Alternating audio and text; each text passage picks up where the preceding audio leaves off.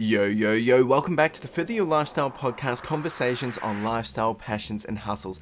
My name's Chris Furlong, I am your host, and today it's just you and me having a conversation. Before we get into anything, I do want to mention that, I don't know if you can hear this, but where I'm recording right now, out the back, outside, it is a big storm. I can hear the wind, I can hear the rain, I can hear a lot of things. So you might hear a few interesting different things today. If you didn't know, actually, that we are on YouTube, we are on Spotify, we are on Apple Podcasts, Google Podcasts, all those great places. So however you like to listen, or if you didn't realize that's where it's available, it is. What are we talking about today? Well, today we are touching on failure, and not exactly anything in particular other than the myths surrounding failure, because a lot of the time there's so many things that, in relation to failure, of why we don't achieve what we want to achieve, and there's some myths around these because we put in a lot of excuses that actually stop us from progressing towards success. I want to talk about some of the myths and break it down, and I'll give a few examples, and we can continue the conversation afterwards as well. You can jump over to the socials, you can jump over to the YouTube and leave a comment, however you like to interact and connect. But let's dive straight into it. Myths around failure that I want to touch on today. And I think if we just back it up and think about failure in general, failure is not something that people are prepared for. Maybe if you've experienced for the first time, and it might be due to rejection, it might be due to just things not panning out, risk versus reward, you've taken a risk, it didn't work out, and then I guess you have to experience that. But when we do experience it, we're not prepared for it because we never actually expect it to happen. Now, sometimes at the same time, we tend to not start because we're scared of failing. Because what if it doesn't work out? You put all this effort in and it's a waste of time. Well, these are some of the areas we'll be touching on today. But it's a big topic to discuss, and it's also probably a number one driver of what's limiting you and me from getting the results to success, or the results of the success that you're wanting. And also at the same time, fear of failure is diminishing, I guess, our confidence in succeeding, right? Because we think about it, a lot of the time it's in our head. We think about, what if this doesn't work? Or what if that doesn't pan out? What if we fail? What if we don't look good? And we have all this mindset before we've even started, and it totally destroys our confidence in even starting. So it can be a bit of a beast to tackle, and it's something that you definitely have to work through and manage. Aside from, I guess, improper planning or wrong decisions being made, the myths that we're about to talk about here are about taking action, which may be actually stopping you from progressing or actually starting and thriving in the process of actually hitting your success. So myth number one: you need to be a perfectionist. Now, I can promise you that there is no one out there that knew it all, that has it all figured out, has all the answers, or had everything accounted for before they took action, right? In order to succeed, we have to actually take action. We have to start doing, we have to start progressing. Progress is progress. Sometimes we just need to stop making the excuses for not having it all ready or not having it all perfect, and just start and take action, right? Embrace the learning process along the way. Now, I can give a perfect understanding for this. Perfect is this podcast. When I first started, I was scared of starting, and I remember jumping on a Clubhouse conversation, and it was basically open mic, open room. People could come up and just say why they haven't started their podcast, and it was with Rob Atkiss, actually, another podcaster. And I jumped on there, and he asked, "So why have you not started?" And I said it was probably to do with fear. I just scared of what was going to happen. And he said, "That's just ridiculous. I mean." We talked through it, walked through it, and he started to help me realize that, what have I got to lose? If no one listens, okay, nothing's changed. But if people start listening, if one person starts listening, I'm starting to make a difference. And I should never underestimate the influence and the power that we have with the conversation that we can bring, or the message, or just the words or the encouragement that we can bring by providing something.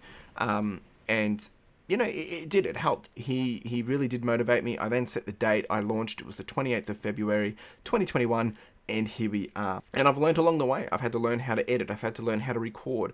I've had to learn how to do show notes, interact with guests, interview, all that jazz, right? And it's not easy. I'm still learning lots, but it gets easier along the way. And, I didn't want to go and try and figure out how to make it all perfect. I've had to adjust. I've had to make a few changes along the way, and I will continue to do so.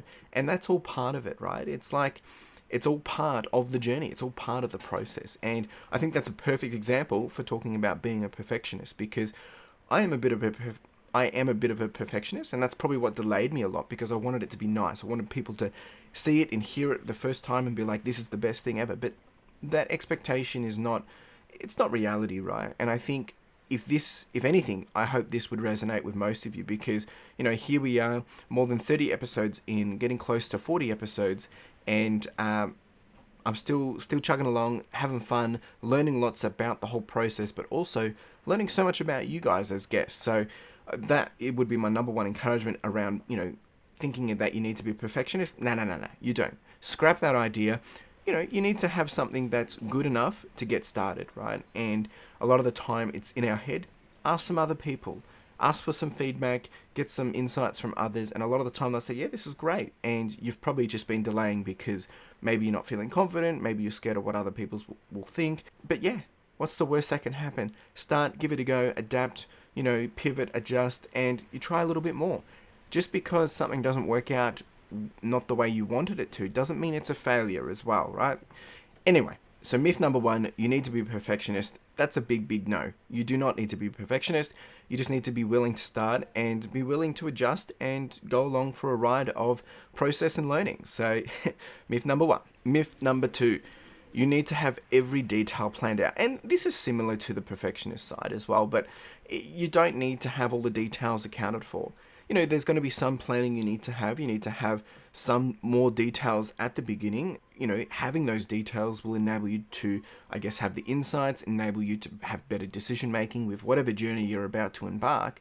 However, these details, or trying to have these details, can delay us from even starting or ever starting. And, there's a quote from Garrett Moon: when people do nothing but execute a plan, they lose the ability to innovate and adjust to the changing waters of business. And I think this is super, super key, because that's right. We're so worried about, will it be right? When are we going to start? How will it sound? What can it be? What will it look like? Or will people buy it? Or all these, I'm just using a whole bunch of different examples there, but depends if you're starting a business, if you're starting to run, if you're planning to start a podcast, if maybe you're starting a new job, or maybe you're trying to go out and meet a girlfriend or a boyfriend or whatever. There's all these things where people overthink it with all the details of how is it going to go? What do I need to know? Well, there's some bare minimum things that you will need to know, but the rest you're going to have to learn along the way, similar to being a perfectionist. And I want to say that quote again. When people do nothing but execute a plan, so if you're just so focused on getting the plan right, you lose the ability to innovate and adjust to the changing waters of business. A lot of the time for us to grow and expand, we have to bounce off, we have to pivot, we have to have these obstacles come that enables us to drive, I guess, our ambition and then drive our innovation and drive our ability to succeed, because we push through, we think about how we can do this differently, how can we do it better. And that's all part of that experience, the changing waters of business or the changing waters of life. It's going to be that regardless. So myth number two, you need to have every detail planned out. It's not true. You do not need to have every detail planned out. Myth number three, there has to be the perfect time. I just laugh at this, because there will never be the perfect time to take action. There'll be never the perfect time to do anything. It's, we may have an advantage or come out quicker due to the circumstances, or, things might work in our favor because of the timing. But however, if you spend too much time waiting for the perfect moment, you'll miss out altogether, right? That's just the way it will be.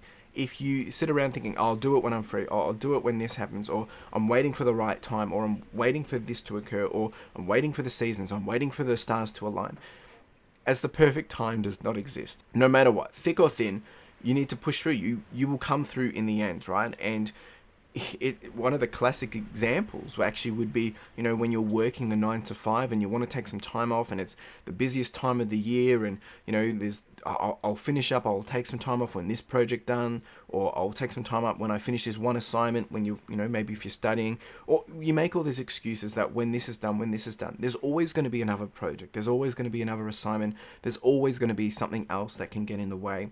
So you really just need to prioritize. You really just need to make the time and make it happen. And realize that it's never going to land in your feet. It's never going to be just perfect. There will be opportunities that will come your way. And maybe that is a sign of this is the perfect time to try something new.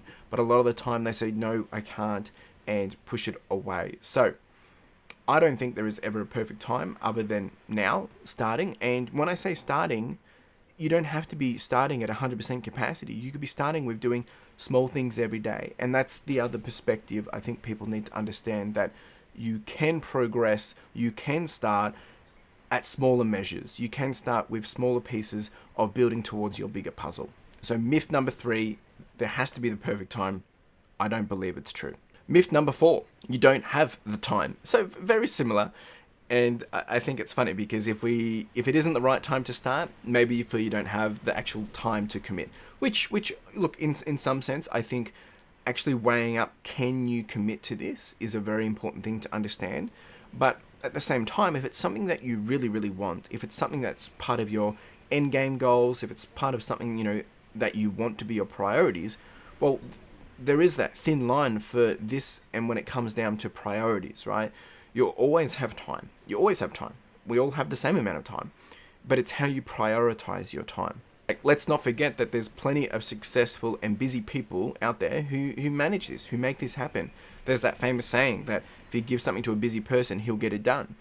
But a good example around this is, let's say, a CEO of a big company, they would know what it's like to work nonstop. Now, if they decided to stop this kind of life for the sake of their own sanity, they could. It is possible to still manage a company, have a family, and look after yourself. It's not about having the time. It's about managing and prioritizing your time. So I think it's similar to what I said around it's never going to be the perfect time, but understanding, well, what can you make happen, right? We've all got the same amount of time. It comes down to priorities, right? If there's a Netflix TV show, we're willing to spend a couple of hours binge watching episodes, but we're not willing to spend 30 minutes to get out and do some exercise. If you're wanting to lose weight or wanting to go out for a run, or maybe you want to start a blog, getting out and just writing every day, time boxing it 30 minutes and just progressing in that manner. We do have the time. It's a matter of prioritizing the time and realigning what is important to you. And sometimes that might not be the most appropriate time to be doing it, and that's why you need to make it smaller. You can't dedicate 2 hours a week, or you can't dedicate 2 hours a day. Then dedicate 20 minutes. Can you dedicate 10 minutes? Can you dedicate more? Can you dedicate less? Whatever. And find a way to start, because if you seriously think you have no time or you can't prioritize this at all, well then no, maybe you can't be starting it. But I think when we talk about the myth of you don't have time, we all have time. It really comes down to a matter of priorities. So I don't think this myth exists. I think it's a bit of a...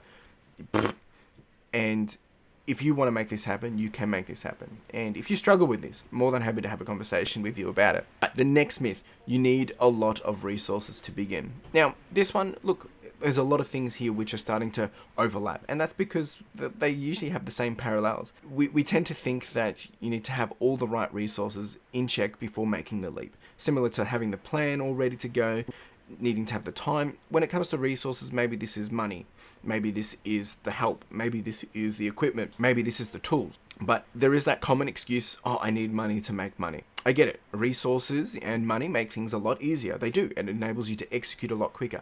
They remove barriers and obstacles, which can help in whatever way or whatever thing that we're doing.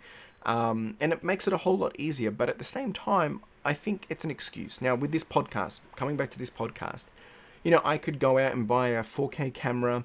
I could go out and buy the best microphone on the block. That doesn't enable me to actually get ahead. It's not going to mean that more people are going to listen to my podcast. If I don't even have this conversation with you, no one's going to be listening to this conversation.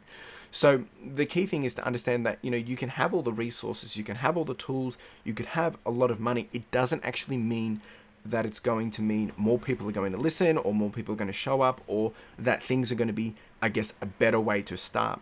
It's like with my reselling business, people say, oh, I can't start, I don't know what to sell. Well, what would you be buying if someone was selling something? So that something is worth something. For instance, maybe you're a Star Wars enthusiast. You know that Star Wars action figures are worth anywhere between $25 and $30. If you go down to a local garage sale and you find them for $5, all of a sudden you realize, hey, I can make money from this. You can walk along the side of the road and find things that you can flip. You can find things that are worth money. There's no one can give me an excuse of like, I can't sell online, because literally I've been getting stuff for free to sell online. So there is a lot of hearsay and I guess balance with this of saying I don't have the time, I don't have the, I don't have the plan, I don't have my priorities right, I don't have the resources to make it happen. It's all fluff, right? If you start whatever it is you want to do, if you take action and you do it with the minimal and the basic things, you'll learn and adapt. And you'll learn to make do, and you'll find ways to work around the lack of resources. In time, the resources will become available, and I think you'll have the option to then apply these where appropriate. But who knows? You may be happy and content with doing whatever it is you're doing, how you've managed it all this time. And it's like, once again, for this podcast, I'm using a small little Logitech webcam. I've got a camera, I've got a microphone right in front of me, and this probably cost me a maximum of $150, $200.